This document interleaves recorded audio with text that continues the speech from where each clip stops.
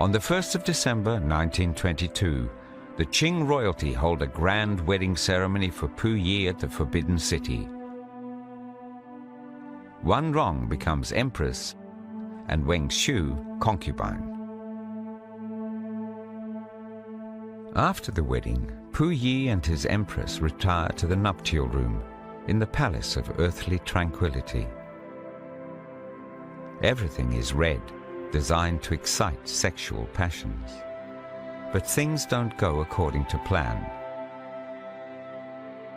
After we drank nuptial wine and ate auspicious cakes, we went into this dark red room. I felt suffocated. My bride was sitting by the bed with her head bowed. I watched her for a while, registering only the red of the screen, the bed sheets, her clothes, her cheeks. I felt really uncomfortable and restless. Preferring my own chambers, I walked out. In fact, Puyi's eunuchs had been bringing palace maids to sleep with him for some time. He is reported to have become bored and even disgusted by sex. Later, his rumored impotence will be blamed on this. Even when Puyi visits Wanrong in her residence in the Hall of Abundant Beauty, it is only briefly. Of more interest is Wanrong's younger brother, Ron Chi. Although Puyi is 6 years his senior, he likes to have him around to play with him and his brother Puji.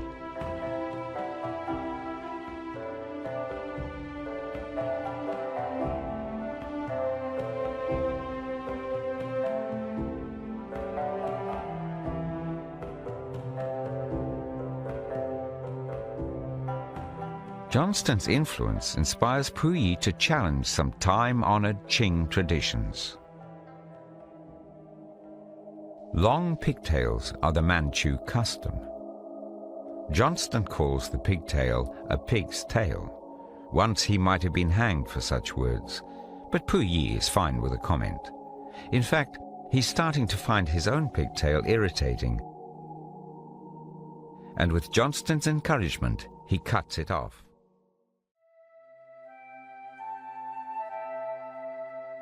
When Puyi shows his short hair to the grand concubines, the elderly ladies burst into tears. But within a few days, the 1,000-odd men in the palace also have their pigtails cut off.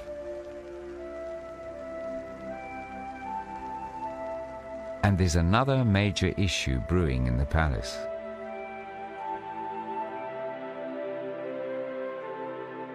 The Forbidden City is like a giant Aladdin's cave of assorted treasures. Some of them start to go missing, even pearls from the Empress's crown. Johnston and Puyi suspect the eunuchs. To cover their tracks, the eunuchs burn down the Hall of Cultivating Prosperity. An unknown number of rare and priceless treasures are destroyed in the fire. A furious Puyi decides to expel all the eunuchs. He directs his army to come to the palace and evict them. The whole expulsion process takes less than an hour. Out of 1,000 eunuchs, only about 100 are retained. This exercise of power emboldens Puyi to ask Johnston's help to venture beyond the Forbidden City. His plan? To go abroad to study. As it happens, Puyi is about to leave the palace, but not in a manner of his own liking or choosing. In 1924, a battle between rival warlords results in the arrest of the President of the Republic. The general responsible declares that there can be no peace as long as the last emperor of the Qing Empire remains in the Forbidden City. The articles of favorable treatment are abruptly amended. With immediate effect, The new document abolishes the emperorship and orders Puyi and the imperial household to leave the palace.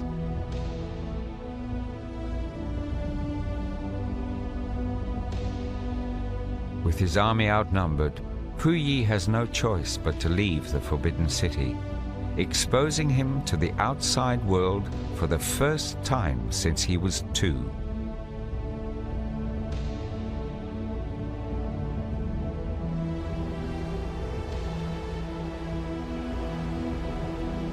With the onset of winter, Puyi finds himself back at his father's palace. Since his shock eviction from the Forbidden City, he's been living in fear.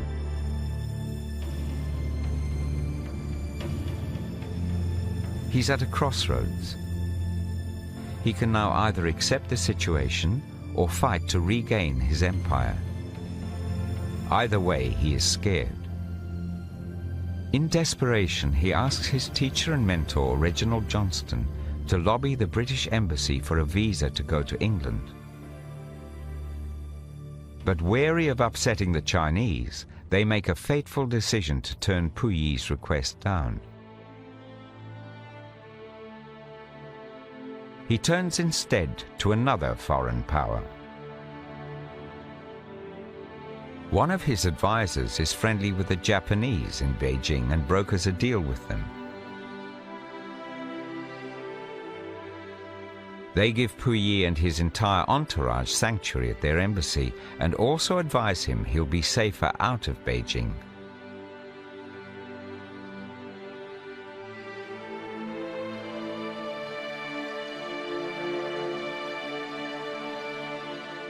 Before taking their advice, Puyi makes a surreptitious last visit to the Forbidden City. Looking up at the imposing structure, he is moved to tears and vows to return someday as emperor. For the next 20 years, it'll be his life's obsession.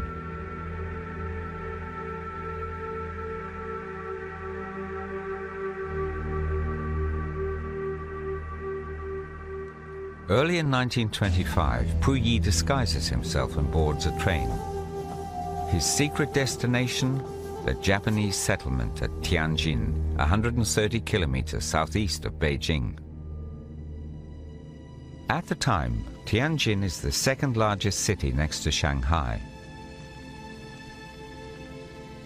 There are a number of districts belonging to the British, French, Germans, and Japanese. Like nations within a nation, these sectors have their own administration authorities, social clubs, and churches.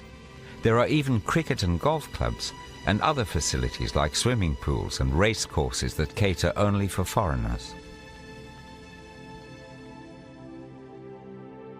Puyi, his family, eunuchs and servants, an entourage of 30-odd people, move into a building in the Japanese enclave. When word gets out, Qing officials from all over the country come to offer their services, and Puyi establishes another court. The long-term goal, to realize his dream of restoring the empire. Tianjin becomes a bizarre world of opportunists keen to use Puyi to revive their fortunes, and he meets with almost all of them. The Japanese are cultivating Puyi because he's still the symbolic head of the Manchus and their homeland of Manchuria, with its vast fertile farmlands and rich iron and coal resources.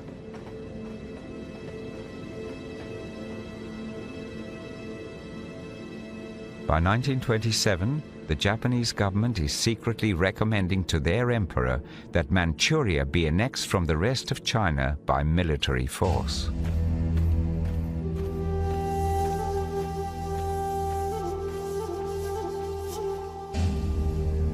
In a notorious incident in 1928, their army assassinates one of the warlords Puyi has been dealing with by blowing up a train he is traveling on.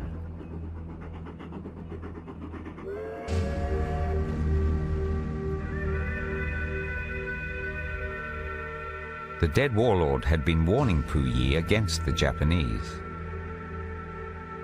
But this is all but forgotten a few weeks later when Kuomintang government forces ransack and loot the Qing royal tombs, desecrating bodies and stealing treasures.